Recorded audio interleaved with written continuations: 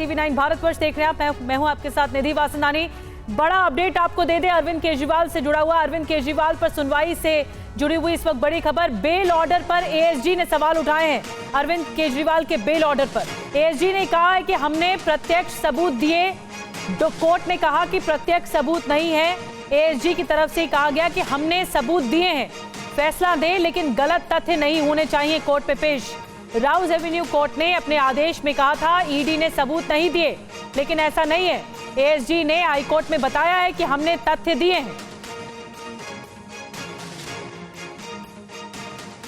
जितेंद्र हमारे साथ और ज्यादा जानकारी के साथ जुड़ गए हैं। जितेंद्र, बहुत दिलचस्प बहस एक तरह से सुनवाई के माध्यम से सामने आ रही कोर्ट में, लेकिन अभी भी एक बहुत क्वेश्चन मार्क है, एक बड़ा प्रश्न है कि क्या केजरीवाल आज रिहा हो पाएंगे। बहरहाल इस सुनवाई से जुड़ी हुई बड़ी बातें हैं। एएसजी ने विरोध किया है केजरीवाल की जमानत का।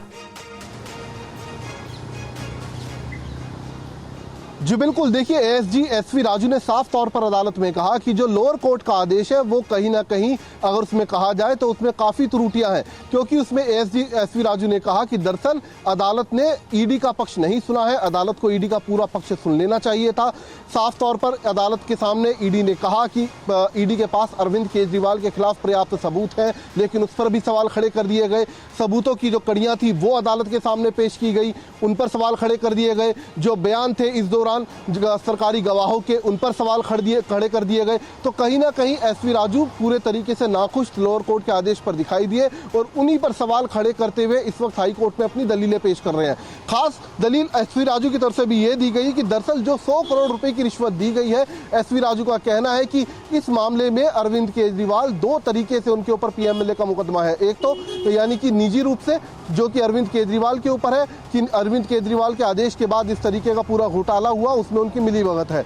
दूसरा, आम आदमी पार्टी इस पूरे घोटाले में इन्वॉल्व है और आम आदमी पार्टी के संरक्षक कौन है? अरविंद केजरीवाल। तो पीएमएलए की धारा 70 जो सेक्शन 70 है उसका हवाला देते हुए ईडी ने कहा है कि इस पूरे मामले में आम आदमी पार्टी भी आरोपी है, क्योंकि पूरा पैसा आम आदमी पार्टी के फंड में गया। रिश्वत का, इलेक्शन का जो पूरा खर्चा था गोवा का, वो इसी फंड में से इस्तेमाल किया गया, यानी कि रिश्वत का वो पैसा था। उस पार्टी के संरक्षक अरविंद केजरीवाल हैं। तो ऐसे में अरविंद केजरीवाल की दोहरी जिम्मेदारी होती है और दोहरा आरोप उनके ऊपर है, एक तो निजी रूप से और एक पार्टी के संरक्षक होने के नाते। तो ये बड़ी दलीलें फिलहाल ईडी की तरफ से इस वक्त कोर्ट के अंदर रखी जा रही हैं। बिल्कुल बड़ी दलील आप बता रहे हैं कि जो कोर्ट के भीतर रखी जा रही है। एएसजी की तरफ से ये भी कहा गया कि अरविंद केजरीवाल दो मामलों में, जिसमें मनी लॉन्ड्रिंग के दोनों मामले उसमें दोषी है, और रिश्वत केस में एक और बड़ी खबर आ रही है, रिश्वत केस में आम आदमी पार्टी भी आरोपी है। ये ईडी का कहना है कोर्ट में। रिश्वत का पैसा आम आदमी पार्टी के खाते में गया, ये भी ईडी का कहना है। तो देखिए ईडी पहले दिन से बड़े आरोप लगा रही है और अब आम आदमी पार्टी, पूरी की पूरी पार्टी रिश्वत केस में आरोपी है, ये ईडी ने एक बार फिर से दोहराया है। इससे पहले भी ईडी की तरफ से दलीलें दी गई हैं, लेकिन अभी ताजा दलील जो सुनवाई के दौरान दी गई, जिसमें बेल ऑर्डर पर एएसजी की तरफ से सवाल उठाए गए और साथ ही कहा गया, जितेंद्र बहुत बड़ी बात कह दी कि रिश्वत का पैसा, जितना भी पैसा रिश्वत में मिला या करप्शन में मिला, वो आम आदमी पार्टी के अकाउंट्स में गया है। पूरी की पूरी पार्टी इस मामले में रिश्वतखोरी के इल्जाम लग रहे हैं पार्टी पर।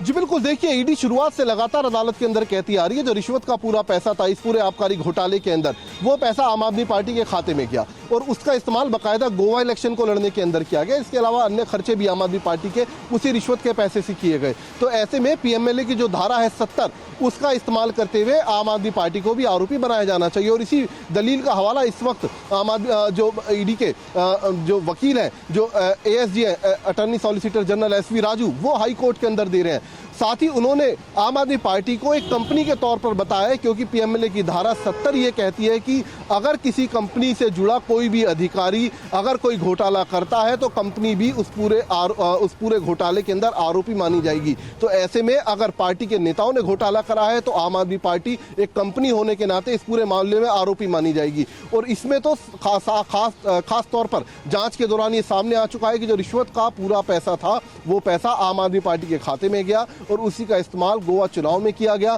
100 करोड़ रुपए की रिश्वत साउथ लॉबी की तरफ से आई थी, जिसमें से 45 करोड़ रुपए गोवा चुनाव में इस्तेमाल किए गए थे कैंपेन के दौरान। तो ऐसे में पार्टी को भी आरोपी बनाना चाहिए और ऐसे में अरविंद केजरीवाल दो तरीके से इसमें फंसते हैं। एक तो निजी तौर पर, क्योंकि कहीं ना कहीं उनकी स्वीकृति थी इस पूरी आबकारी नीति को बनाने में, उस घोटाले के अंदर। इसके अलावा आम आदमी पार्टी, जिसका इस्तेमाल जो प्रोसीडिंग ऑफ मनी है वो सीधा जो प्रोसीड ऑफ क्राइम है वो सीधा आम आदमी पार्टी से जुड़ती है। तो ऐसे में संरक्षक होने के नाते पार्टी के, तो वो उनकी दोहरी जिम्मेदारी है। तो कहीं ना कहीं दो तरीके से अरविंद केजरीवाल इस पूरे मामले में आरोपी हैं। तो ऐसे में उन्हें जमानत देना कतई सही नहीं होगा। ये फिलहाल ईडी की तरफ से एएसजी जो एसवी राजू है वो अपनी दलीलें रख रहे हैं हाई कोर्ट में। जितेंद्र, नजर बना के रखिए, बहुत बड़ी बात आप कह रहे हैं कि जो कोर्ट के भीतर सुनवाई चल रही है इसमें बड़ी दलीलें आ रही है। अब जब तक सुनवाई नहीं खत्म हो जाती तब तक ये पता नहीं लग पाएगा कि अरविंद केजरीवाल को आज जमानत मिलेगी या नहीं। इस पर अभी इस सबसे बड़ा प्रश्न चिन्ह है। बहुत बहुत धन्यवाद जितेंद्र, नजर बना के रखिए, आगे आपसे अपडेट लेंगे। और फिलहाल आगे बढ़ते हैं और बात करते हैं किम और पुतिन की इस जोड़ी की, जो क्या महाविनाश को दस्तक देने वाली।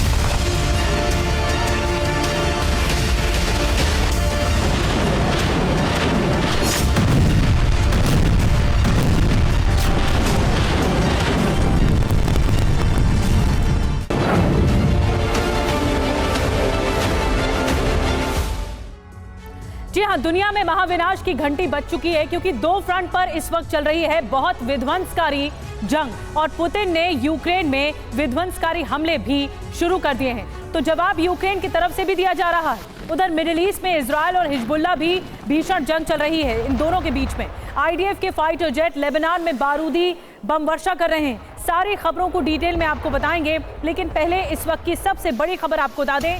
यूक्रेन के युद्ध विराम की कोशिश को बहुत बड़ा झटका लगा है। पुतिन ने यूक्रेन से सेना हटाने से मना कर दिया है। हम यूक्रेन से कभी सेना नहीं हटाएंगे, ये पुतिन का कहना है, और यूक्रेन शांति नहीं चाहता है, पुतिन ने आरोप लगाया है।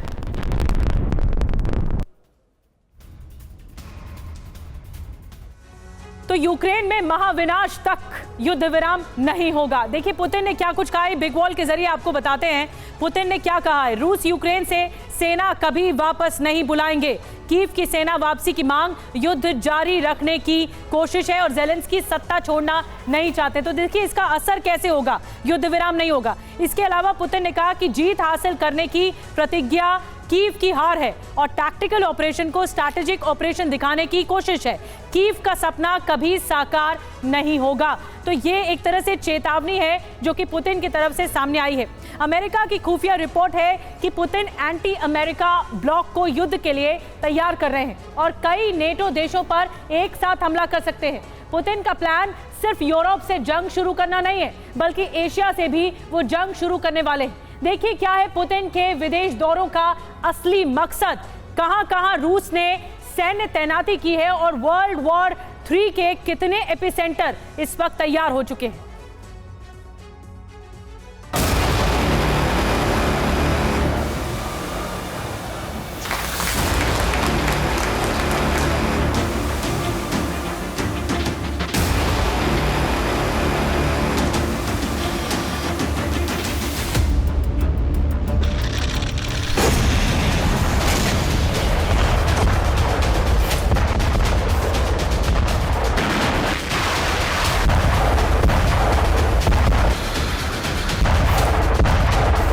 पुतिन के एंटी अमेरिका मिशन से बाइडेन और उनके सहयोगी देश अचंभित हैं।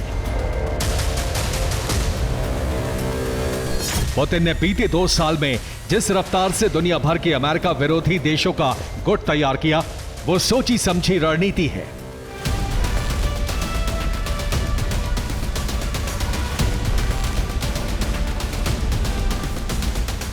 रूस के राष्ट्रपति व्लादिमीर पुतिन विदेश यात्रा पर हैं। 19 जून को उन्होंने प्योंगयांग में किम जोंग उन से मुलाकात की।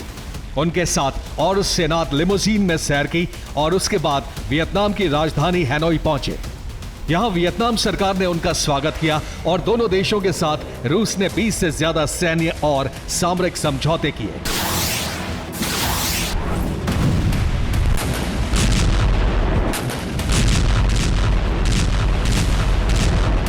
पुतिन ने जिस तेजी से एशिया में नॉर्थ कोरिया, चीन और वियतनाम से सैन्य समझौते किए, उसे अमेरिकी इंटेलिजेंस एजेंसी ने बहुत बड़ा खतरा करार दिया है।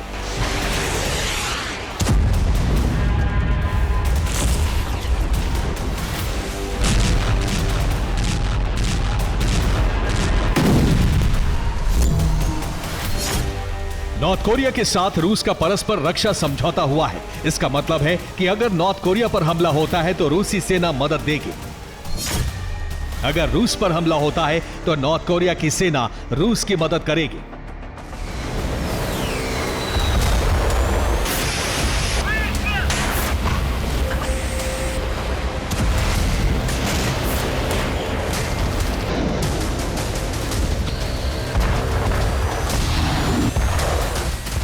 पुतिन ने नेटो की ही नीति से जवाब दिया है और ये सैन्य समझौते इसलिए बहुत तेजी से किए जा रहे हैं क्योंकि नेटो मॉस्को पर हमले की प्लानिंग कर रहा है।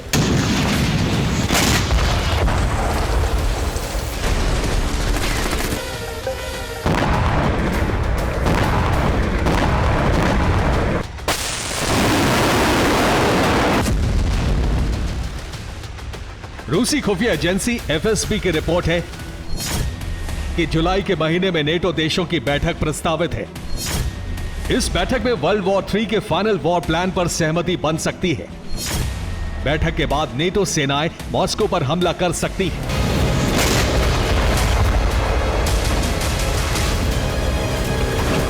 नेटो के एकजुट हमले का जवाब देने के लिए ही पुतिन एंटी अमेरिका देशों के साथ रक्षा समझौता कर रहे हैं और आशंका है कि नेटो के हमले से पहले ही पुतिन यूरोप और एशिया से वर्ल्ड वॉर शुरू कर सकते हैं।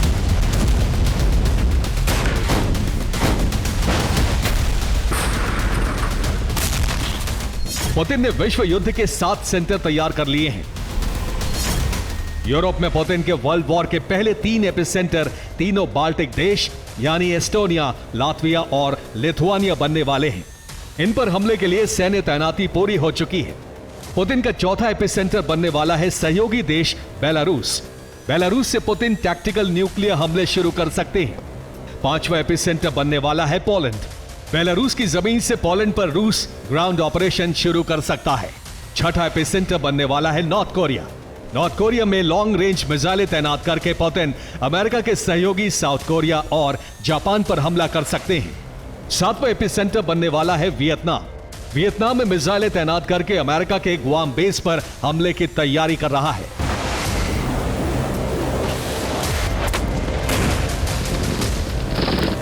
नॉर्थ कोरिया और वियतनाम से रूस के सामरिक समझौते हो चुके हैं और यूरोप के मोर्चे पर पुतिन ने 4 नेटो देशों को घेरने के लिए सैन्य तैनाती पूरी कर ली है।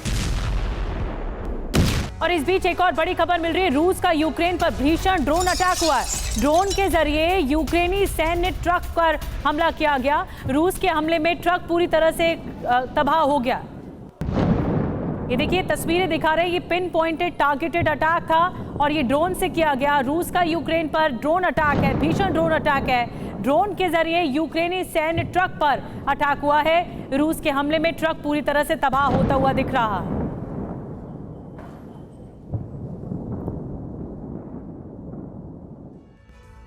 और इस बीच एक और बड़ी खबर, राजधानी कीव को रूसी ब्रिगेड लगातार दहला रही है। खबर यह है कि क्रूज मिसाइलों और कैमिकाज़ी ड्रोन से ताबड़तोड़ प्रहार किया जा रहा है। जानते हैं ये सब अचानक क्यों हो रहा है?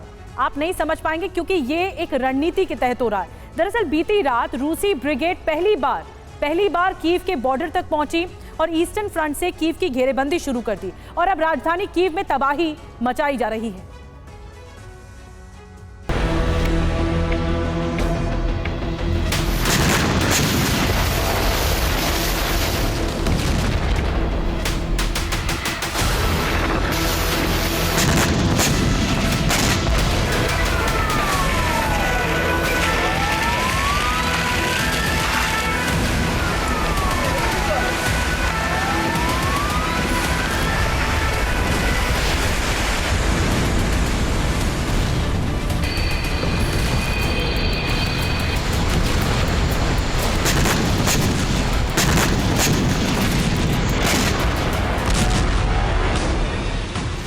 बीती रात यूक्रेन के 19 प्रांतों में एक साथ प्रचंड बारूदी भूचाल आया।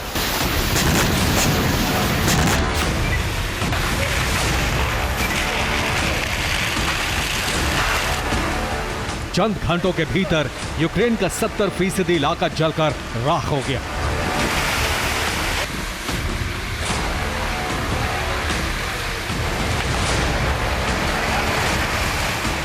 बीते 24 घंटों में रूस ने यूक्रेनी धरती पर नॉनस्टॉप मिसाइल वर्षा की। महज 12 घंटे के भीतर ही यूक्रेन के 1900 सैनिकों की मौत हो गई।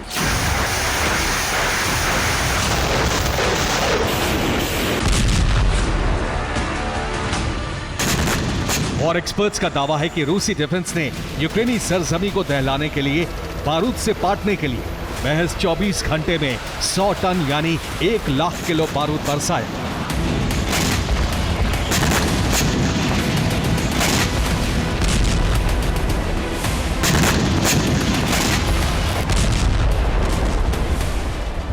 वो भी बेहद विध्वंसक और विनाशक अंदाज में।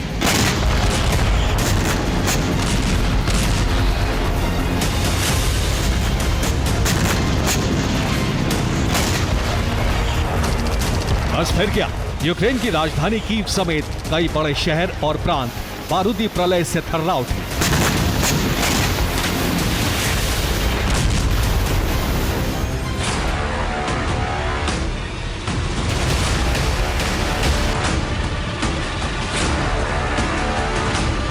क्योंकि पुतिन ब्रिगेड ने कहीं आसमान से ताबड़तोड़ स्ट्राइक की तो कहीं आत्मघाती ड्रोन से तबाही मचाई।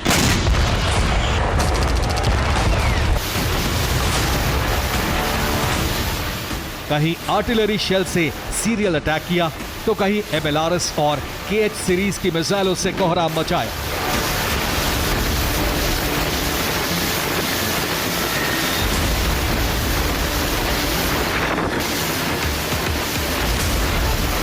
कीव से लवीव तक, ज़ेपोरिज़िया से खार्किव तक, ओडेसा से माइकोलेव तक, सूमी से डोनेस्क तक, अवदीवका से लीमन तक, यूक्रेन का ऐसा कोई इलाका नहीं बचा जहां रूस की तरफ से हमला ना किया गया हो। मतलब ये कि बीते 24 घंटों में यूक्रेन के 19 प्रांत और दर्जनों शहर पुतिन प्रतिशोध की भेंट चढ़ गए।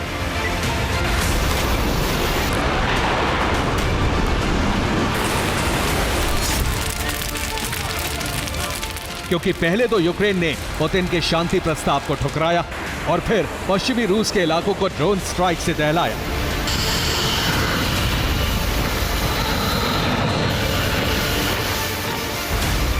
बस फिर क्या, रूसी डिफेंस ने भी अपने विध्वंसक हथियारों से यूक्रेन पर धावा बोल दिया।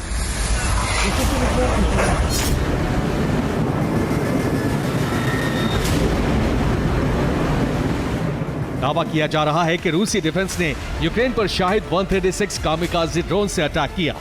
यूक्रेनी प्रांतों पर KH-101 क्रूज मिसाइलें भी बरसाईं। इसके अलावा रूस ने फैब एरियल बमों से हमला किया।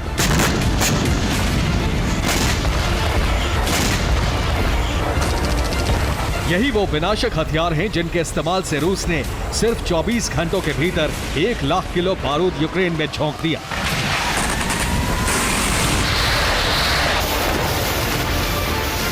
गौर करने वाली बात यह है कि बीती रात सिर्फ यूक्रेन के 19 प्रांत ही नहीं दहले, बल्कि पुतिन का वो ख्वाब भी करीब करीब पूरा हो गया जिसका इंतजार रूसी राष्ट्रपति बीते 28 महीनों से कर रहे थे, और वो था राजधानी कीव पर कंट्रोल।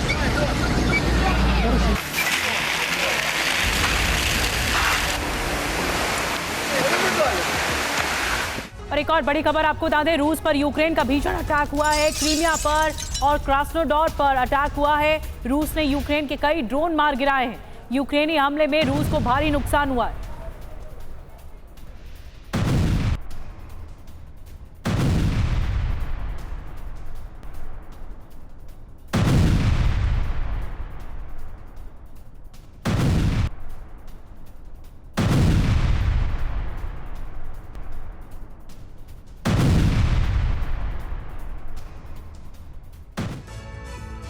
तो यूक्रेन लगातार रूस पर हमलावर है। आपको बताते हैं, रूस पर 150 ड्रोन अटैक हुए हैं। क्रीमिया, क्रास्नोडार में अटैक हुआ है। 70 ड्रोन से हमला किया गया और 43 ड्रोन से अटैक किया गया है। आपको ये भी बता दें कि एक की मौत हुई है इसमें और 6 घायल हुए हैं। तेल रिफाइनरी में आग लग गई है। क्रास्नोडार की बात बता रहे हैं आपको। और क्रीमिया में 1 की मौत हुई है, 6 घायल हुए हैं। जरूरी बात क्या है इस हमले से जुड़ी हुई कि रूस ने यूक्रेन के 7 ड्रोन मार गिराए हैं और जवाबी कार्रवाई में रूस ने यूक्रेन भी बारूदी जवाब दिया है यूक्रेन को, लेकिन यूक्रेन भी जवाबी कार्रवाई कर रहा है। अब यूक्रेन क्रीमिया को जीतने की जंग लड़ रहा है तो रूस को पुतिन के साम्राज्य विस्तार प्लान का ये अहम हिस्सा बचाने के लिए बड़े जतन करने पड़ रहे हैं। यूक्रेन क्रीमिया दोबारा हासिल करने के लिए नई रणनीति बनाई जा रही है तो रूस ने इस क्षेत्र को बचाने के लिए ब्लैक सी फ्लीट को दोबारा मजबूत करने का अभियान शुरू कर दिया है।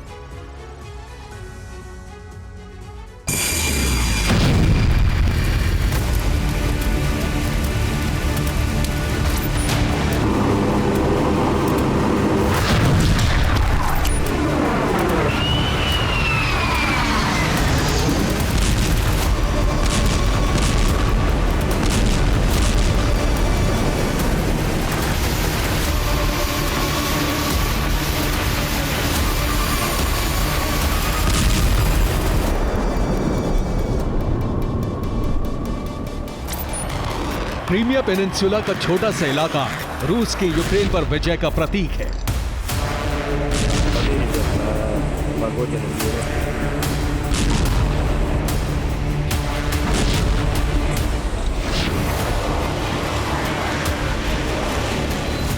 और 2022 से शुरू हुए युद्ध में यूक्रेन का लक्ष्य है रूस से क्रीमिया वापस लेना।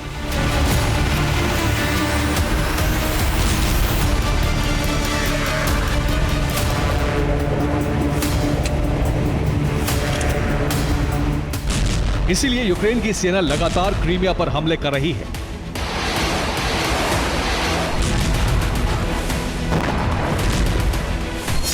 बीस जून की सुबह यूक्रेनी सेना ने क्रीमिया के केप चाउरा इलाके पर हमला किया। यह इलाका क्रीमिया के पूर्वी छोर पर है। ओपन इंटेलिजेंस सोर्स के मुताबिक यूक्रेन ने केप चाउरा में रूस के कामिकाज़े ड्रोन गोदाम को निशाना बनाया है।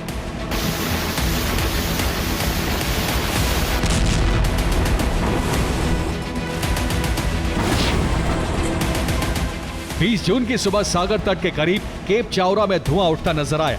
इस हमले में रूस को कितना नुकसान हुआ है ये साफ नहीं है, लेकिन ड्रोन गोदाम पर यूक्रेन ने सटीक हमला करने का दावा किया है।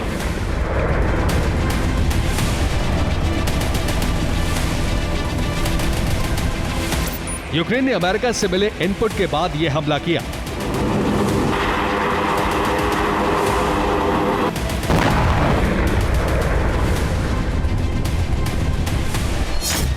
अमेरिका के जासूसी ड्रोन ने रविवार को क्रीमिया की रेकी की थी। इसके बाद यूक्रेन की मिलिट्री इंटेलिजेंस एजेंसी GOR ने ऑपरेशन डिजाइन किया। यूक्रेन की कामिकाज़े ड्रोन टीम ने इनपुट के आधार पर सटीक हमला किया। यूक्रेन क्रीमिया को जीतने के लिए 3 तरह के हथियारों का इस्तेमाल कर रहा है। इनमें सबसे पहले है समुद्री ड्रोन, फिर कामिकाज़े ड्रोन और तीसरे नंबर पर है scalp, storm shadow cruise missile और अमेरिका से मिली अटैकम्स बैलिस्टिक मिसाइल।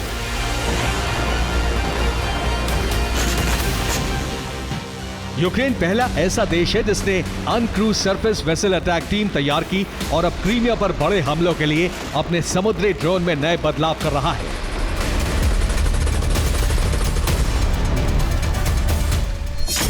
यूक्रेन के नए समुद्री ड्रोन का नाम है स्टॉकर 5.0। यह ड्रोन 5 मीटर लंबा है। इसमें 60 हॉर्स पावर का स्पीड इंजन लगा है और यह 150 किलोग्राम तक विस्फोटक ले जा सकता है।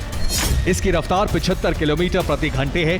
यह एक बार में 600 किलोमीटर की यात्रा कर सकता है। यूक्रेन इससे कर्च ब्रिज पर हमले की प्लानिंग बना रहा है।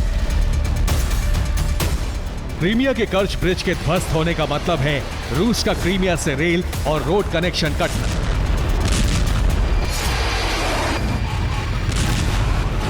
इसीलिए यूक्रेन रूस के कर्च ब्रिज पर हमला करके उसे ध्वस्त करना चाहता है। इसके साथ ही यूक्रेन क्रीमिया में रूसी ठिकानों को निशाना बना रहा है।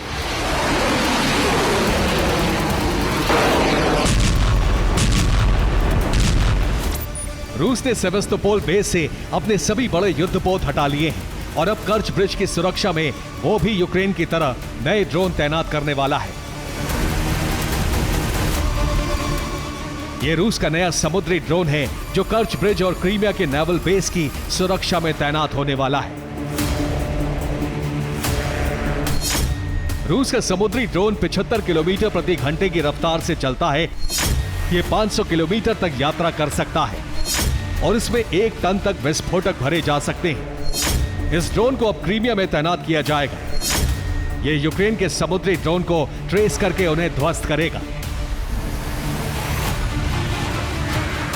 क्रीमिया पर इस साल यूक्रेन ने जबरदस्त हमले किए हैं। यूक्रेन के टारगेट पर रूस के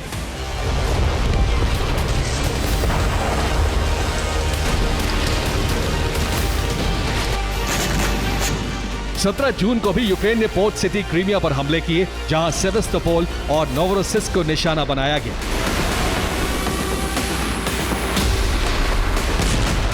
इसके अलावा क्रीमिया में लगे डिफेंस सिस्टम को भी तहस नहस कर दिया गया।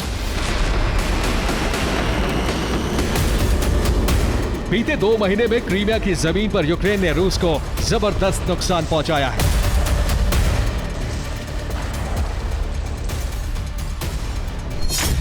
यूक्रेन के हमलों से क्रीमिया जल रहा है। इसकी बड़ी वजह है रूस के डिफेंस सिस्टम का खात्मा। यूक्रेन ने क्रीमिया के चोर्नोमोर्स्का में तैनात रूस के 2 डिफेंस सिस्टम नष्ट कर दिए, जबकि तारखनकोर्ट में एक S-400 तबाह कर दिया।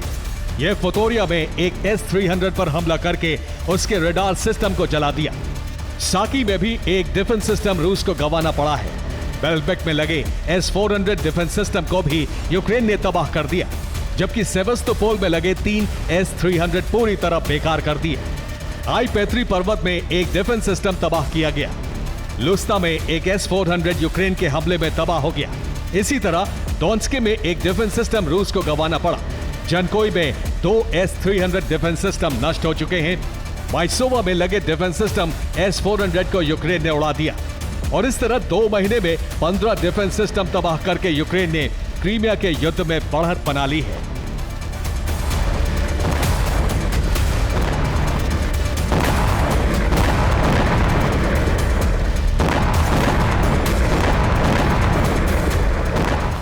ज़ेलेंस्की ने 2024 में क्रीमिया विजय का लक्ष्य रखा था और यूक्रेनी सेना उसी तरफ बढ़ रही है। यूक्रेन के पास क्रीमिया में गंवाने को कुछ नहीं है, जबकि रूस क्रीमिया की जंग में आत्मरक्षा में जुटा है।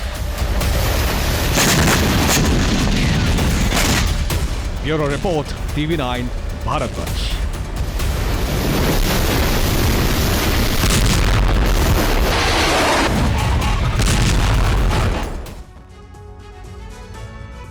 और इस बीच एक और बड़ी खबर आपको बता दें, यूक्रेन जंग पर हंगरी के प्रधानमंत्री विक्टर का बयान आया है। यूक्रेन में नेटो के सैन्य मिशन पर कहा गया है, नेटो के साथ जंग शामिल नहीं होगा हंगरी।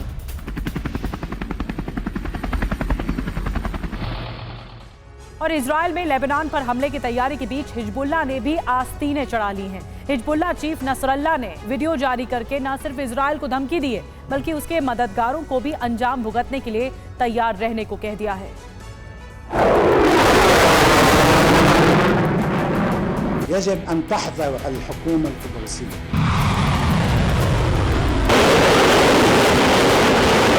وستتعاطى معها المقاومة على أنها جزء من الحرب.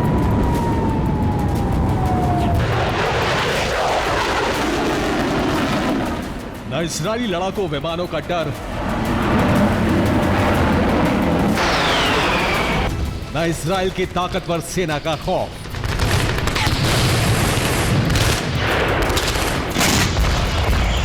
और न ही इजरायल के मददगार अमेरिका से कोई दहशत।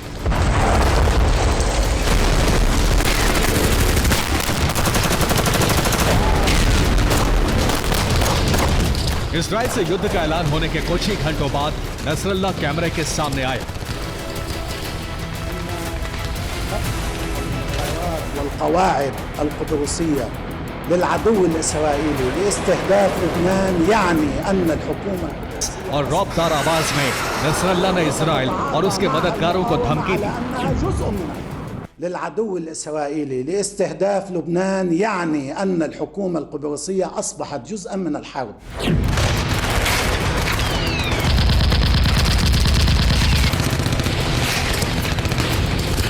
नसरल्लाह ने साइप्रस का नाम क्यों लिया, ये आपको दिखाएंगे, लेकिन उससे पहले इस प्रॉक्सी संगठन का इजरायल जैसे शक्तिशाली देश से लड़ने का आत्मविश्वास और हौसला देख लीजिए।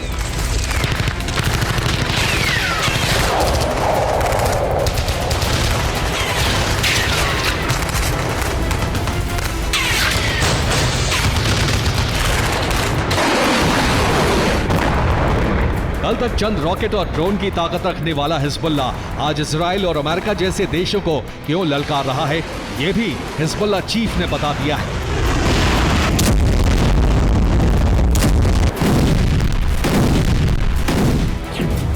नसरल्ला ने कहा है कि हिजबुल्ला को पिछले दिनों घातक हथियार मिले हैं। हिजबुल्ला ने कई खतरनाक हथियार खुद तैयार कर लिए हैं। अब हिजबुल्ला ऐसे हथियारों का इस्तेमाल कर रहा है जो आज से पहले कभी इस्तेमाल नहीं किए गए।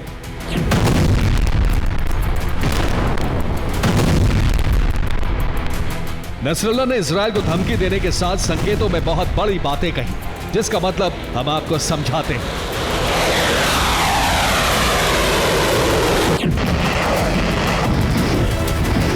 नसरल्ला ने अपनी धमकी में नए हथियारों का जिक्र किया है। ऐसी कई रिपोर्ट्स आई थीं जिसमें दावा था कि हिजबुल्ला को रूस से हथियारों की सप्लाई हो रही है।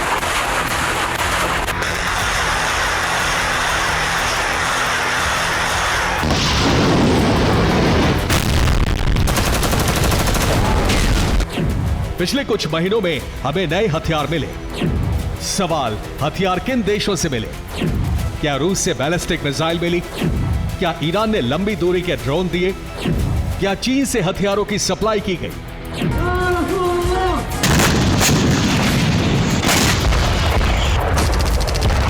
नसरल्ला ने यह भी कहा है कि हिजबुल्ला ने कई हथियार खुद बनाए हैं। तो क्या लेबनान में हथियार की फैक्ट्री लगाई गई और हथियार बनाने के पार्ट्स रूस और ईरान से लेबनान भेजे गए?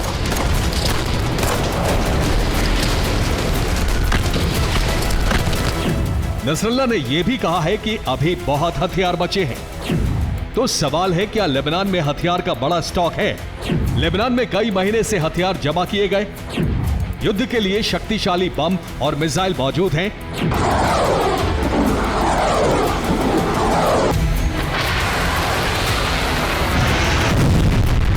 नसरल्ला के दावों के मुताबिक हिजबुल्ला एक बड़े युद्ध के लिए हर वक्त तैयार है। नसरल्ला ने साफ कर दिया है कि लेबनान में हथियारों की कोई कमी नहीं है।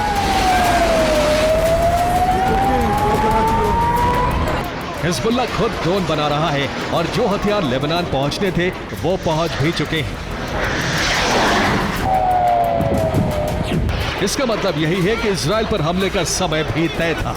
इजराइल में भले ही युद्ध की तैयारी अब शुरू हुई है, लेकिन इजराइल को दहलाने का प्लान फुल एंड फाइनल हो चुका है। हिजबुल्ला ने साइप्रस पर हमले की धमकी इसलिए दी है क्योंकि इजराइल इस द्वीप के एयरबेस से लेबनान पर हवाई हमले की तैयारी कर रहा है।